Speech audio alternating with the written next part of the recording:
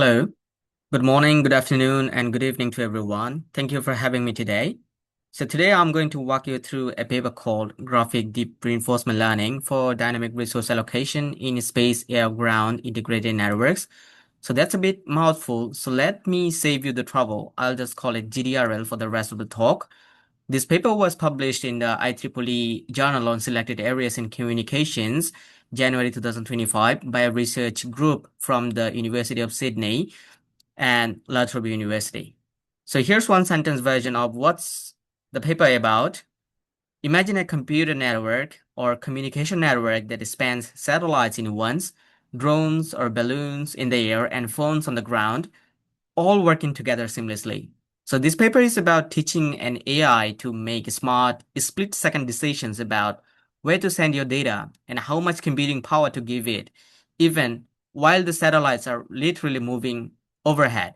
So by the end of this talk, we will understand what problem they're solving, why it's hard, and how their solution actually works. So let's get into it. Quickly about me. I am Vasco Chakma, an integrated PhD student in the Department of Computer Science and Engineering, Big Data track, here since fall 2025. I work under Professor Will Choi in the Intelligent Networking Lab, INL in short, and my research focuses on AI RAN, non-terrestrial networks. So this paper is really close to me, so that's why this is part of why I picked it. All right, so let's talk about the actual science here. What is actually a space, air, ground integrated network, or we can call it in short SAGIN. So we can think of it as a three delivery services. We have got here on the ground, in the air, in the space. So on the ground, we have like normal users, phones, sensors, cars, or IoT devices. Or in the air, we have got things like HIPs, high altitude platforms, or drones, or floating above the ground, kind of like a delivery man hovering permanently over a neighborhood. In space, we have got low Earth orbit satellites or LEO satellites zipping around the planet. So here's the interesting twist. In the old days, like satellites and drones were basically just relays. They passed your signal along the same way a mailman just carries your letter. But now, thanks to cheaper and more powerful onboard hardware, these satellites and aerial platforms can actually do computing themselves. So they are not just mailmen anymore. So they're more like mini post offices. They can also open your package and process and what's inside. So why does this matter for 6G, the next generation of wireless networks? Because 6G wants global coverage. Even in the middle of the ocean, the desert, and the Arctic, where there's no ground tower nearby, SAGIN is how you get there. You let the space and air fill the gap that ground network cannot reach. And along the way, it enables things like remote sensing and smart transportation and massive IoT deployments anywhere on Earth. So now we have this three-layer network. The next question is, when is your phone generates a task?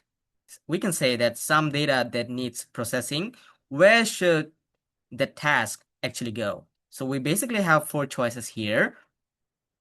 Process it locally right there on the device and send it to the HIP, the aerial platform, and let it process there. And send it all the way up to LEO satellites in the space, or do a multi-hop, bounce it from one server to another before it finally gets processed. The decision is called task offloading. Task offloading. But offloading alone is not enough. We need to decide how many resources to give that task. So there are two kinds of resources here, transmission resources and computing resources. For the transmission resources, we can think of these as lanes on highway. So there are limited numbers of subchannels and everyone's data has to share them. The more lanes you have, or the more lanes you give someone, the faster their data travels. And for the computing resources, we can think of these as workers at the processing station. So represented here as virtual machines. And the more workers assigned, the faster the task get crunched. So the goal in one sentence here, to decide where to compute and how many resources to give it so that the user task finishes with the lowest possible delay without breaking anyone's quality of service promise. So we can state really, really simply, very hard to actually solve, as we are about to see. So the core challenge here, here's why this is genuinely difficult and not just another scheduling problem. So we can just picture a normal ground-only cell network, like a diagram on the left here. The towers don't move, the distances don't change. If you solve the best resource allocation once, it basically stays good for a while. But look at the right side here, the second. Satellites are constantly orbiting, drones are moving, and because everything is moving, the channel quality between a user and the satellite is constantly shifting. One moment you have a clear line of sight, the next moment the satellite's gone over the horizon. So the relative position here, LEO satellites and HIP's platforms keep changing second by second. The total available resources, so how many virtual machines and sub-channels are actually free, fluctuates as satellites pass overhead and hand off users to each other. So this is not a solve it once problem. It's a keep resolving it forever in real-time problem. So that is a core challenge this paper is tackling.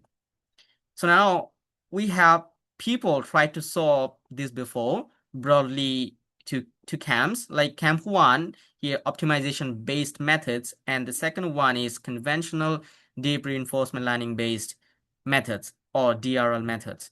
So basically in the first one, these are the classic math heavy approaches, think like Lagrangian duality and convex optimization, that kind of thing. So their strength is that they are precise and interpretable. You know exactly what constraints here we are satisfying, but why? But their weakness is brutal in this setting. Every time their network changes, and remember, in second, it's always changing. So we have to resolve the whole optimization problem from the scratch. That's why too slow and computationally expensive for a real-time system with satellites racing overhead. So for the CAM2, this is more promising for real-time use because once it's trained, a DRL agent can look at the current situation and instantly output a decision. So no resolving needed, but existing DRL approaches for this problem have three limitations or three real weaknesses here. So they are not good at understanding graph structured data, meaning that they don't naturally understand who is connected to whom in the network. They just see a flat list of numbers. So secondly, they tend to split the decision into two separate problems. One model decides the discrete part and a different method decides the continuous part. And thirdly, their performance falls apart when the real deployment differs from what they trained on, which again is basically granted in second because satellite resources are always shifting. So before we get into the solution, let's quickly look at how they model the network mathematically, because this matters for understanding the rest. The model second with three segments here: space segment, air segment, and ground segment. So in the space segment, we have a constellation of LEO satellites that can talk to each other through inter-satellite links and can process data on board. On the air segment section, HIPs, platforms that provide both connectivity and edge processing. In the ground segment, we have users equipped with GPS-like positioning GNSS who can connect directly to whichever LEO satellite or HIP happens to be accessible to them at the moment. So there are 5 types of links in the network, like ground to air, ground to space, or air to space, or satellite to satellite, or HIP to HIPs. So that's a lot of possible connections, and it's exactly why this problem has that rich graph-like structure I mentioned earlier. The network generally look like a web-connected nodes, not a simple line. So now, not all the tasks are created equal. The paper distinguishes two types of traffic here: delay-sensitive task and delay-tolerant task. So for the delay-sensitive task, these are really small, a few hundred of bits, but really very urgent. So we can think of this something like a real-time control signal. If it doesn't get processed within a very short window, it's useless. So it either gets processed immediately or simply dropped. So no second chance. For the delay-tolerant task, these are much bigger, thousands of bits, but more patient. If a DD task cannot be handled right away, it does not get thrown away. So instead, it waits for the next time slot, and it prioritize actually goes up to the longer it waits. So it does not get stuck waiting forever. So these distinctions matter a lot because it means the AI cannot use a one-size-fits-all policy. It has to juggle for an urgent use it or lose it type of traffic and a patient but increasingly impatient type of traffic at the same time. Okay, now for the main event, what is GDRL actually? Think of it like a continuous 4-part loop running over and over, like a pilot constantly scanning instruments and adjusting the controls. So here's the loop. So step 1, we have the system looks like the environment separates like its two categories. Things like don't change often, like the satellite locations and server capacities, and things that change constantly, like the current task waiting and available bandwidth. This separation is smart because it means the system does not waste effort recalculating things that have not actually changed. So step 2 is that a neural network reads this separation information. Most importantly, it reads it as a graph. So not just as a flat list of numbers. So it actually understands this satellite is connected to that user and that user is connected to this drone the same way you'd understand a subway map, not just a spreadsheet of a station of names. So for the step 3, based on the understanding, a reinforcement learning module computes the best statistical distributions over the possible actions. Basically, here's roughly what goods decide should look like it. So expressed as a probability distribution rather than one fixed answer. Finally, step 4, a final network translates those statistical distributions into actual concrete decisions, which handles this task and exactly how many resources it gets. So then this whole cycle evaluates how well these decisions worked. Because did it violate a resource limit? Did it hit the latency target? And feeds that back in so the system keeps improving. So that's the whole loop. So over the next few slides, I'll walk you through each one of these 4 pieces individually, because each one solves a specific problem we already talked about. So let's zoom into the picture here, 1 and 2 together. So what they call is that graphic feature extraction network, or GFEN in short. So remember what I said, the system separates things that rarely change from things that change all the time. So here's why that matters, like things. Satellite positions and servers capacities get turned into an undirected graph data. So literally a network diagram like a subway map where satellites, drones, and users and all dots and their connections are lines between the dots. So then these parts of the clever part, the feed that the graph into someone called Graph Convolutional Network, or GCN.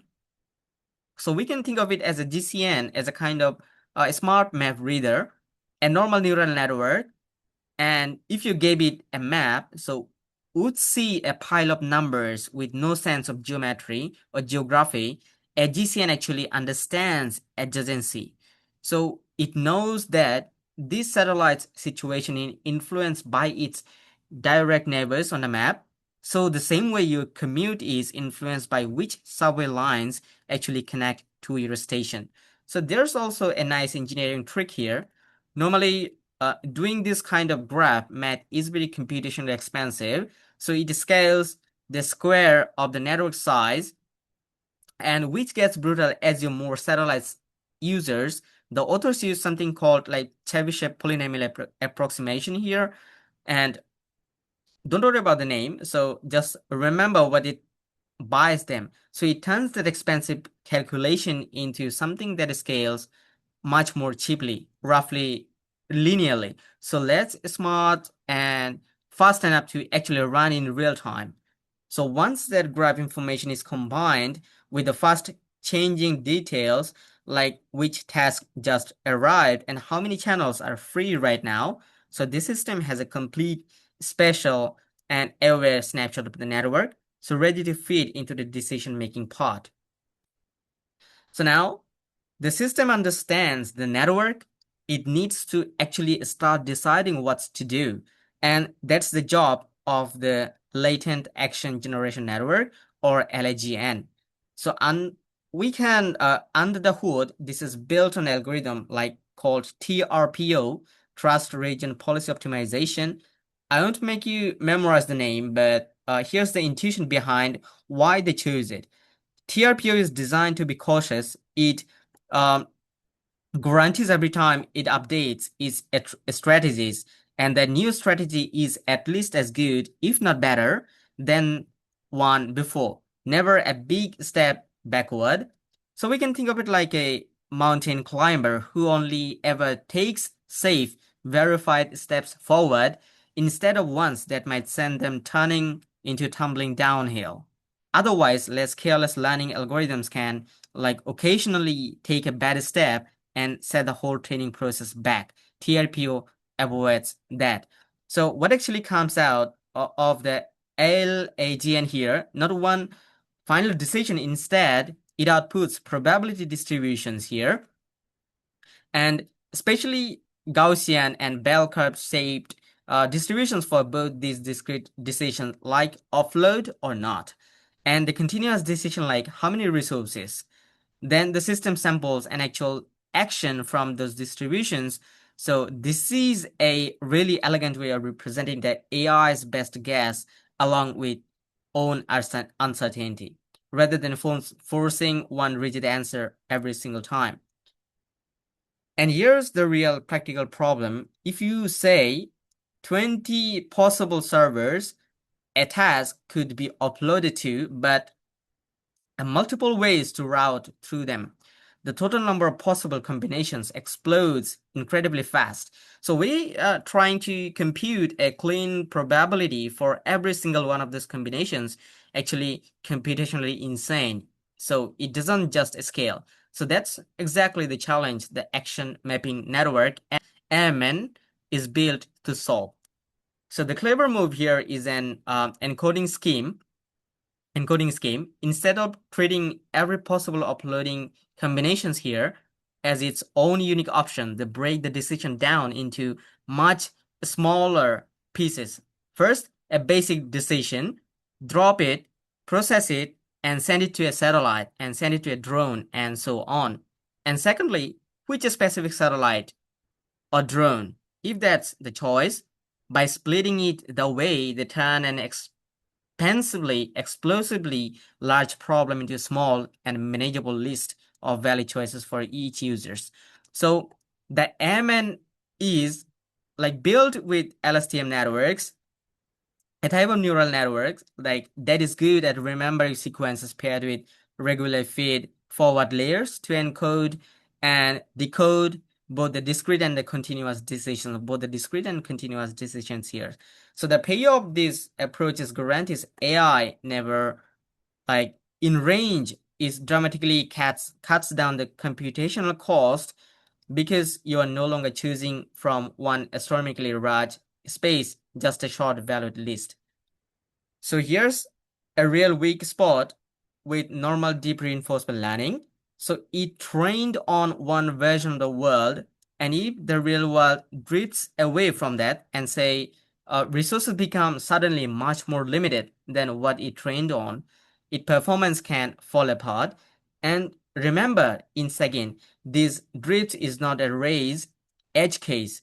So satellites and drones can constantly moving, so the shape of available resources is always shifting.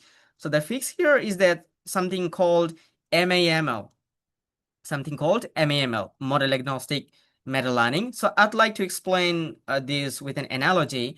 So we can imagine training a soldier not for one specific battlefield, but by having them practice on many different varied battlefields so that they are dropped into an unfamiliar one, they can adapt almost instantly instead of needing to relearn everything from the scratch. So MML works with these two loops here. So the inner loop and the outer loop. So the inner loop does fast, small local adjustments. So tuning that model quickly to the whatever the specific situation is actually facing. So the outer loop here looks across the many of these different situations at once and adjust the underlying general purpose model so that it becomes naturally good at quickly adapting to the new situations in the future.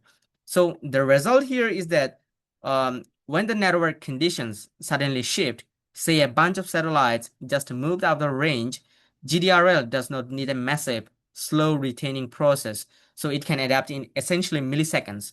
So here's the full architecture here, like GFEN understands the network shape and LGN generates smart candidate decisions. MN turns those into safe, concrete actions, and MML keeps the whole thing resilient when conditions change.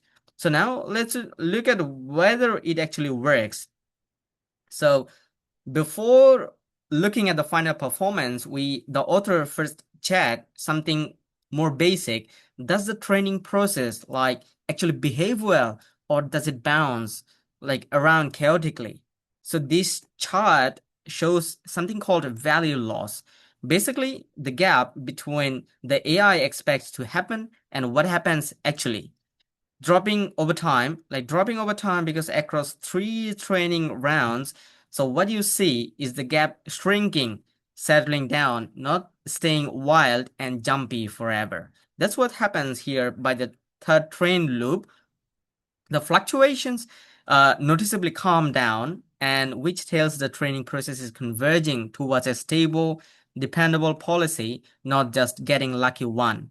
So they also found a fairly small learning rate, 0.001, gave a more stable and lowest errors.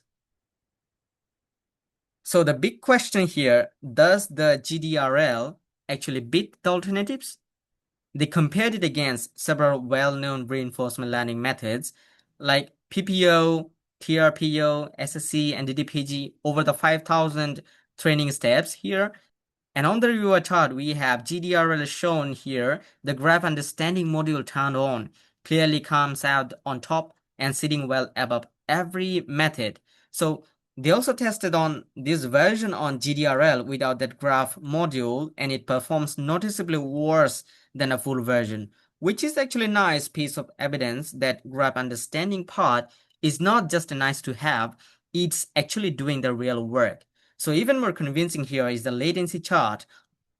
Remember, the latency or the delay is really the thing we care about in practice. So GDRL accumulates the delay at the lowest, slowest rate of any method tested, meaning that as time goes on, users experience constantly lower waiting time compared to any competing approaches. So, and there's a nice intuitive behavioral pattern. They found that delay-sensitive tasks, like the urgent one, most get routed to the HAPs, to the HAPs, the aerial platforms, because they are physically closer and the trip is faster. Meanwhile, the delay-tolerant task, the patient one, they tend to get routed all the way up to LEO satellites because those satellites, despite being farther away, actually have more computing horsepower. And since the task is not in a rush, sending it farther to get more power makes more sense. So here's the real stress here. And what happens when the network resources are not just changing, but change into scenarios that AI has never specifically trained for?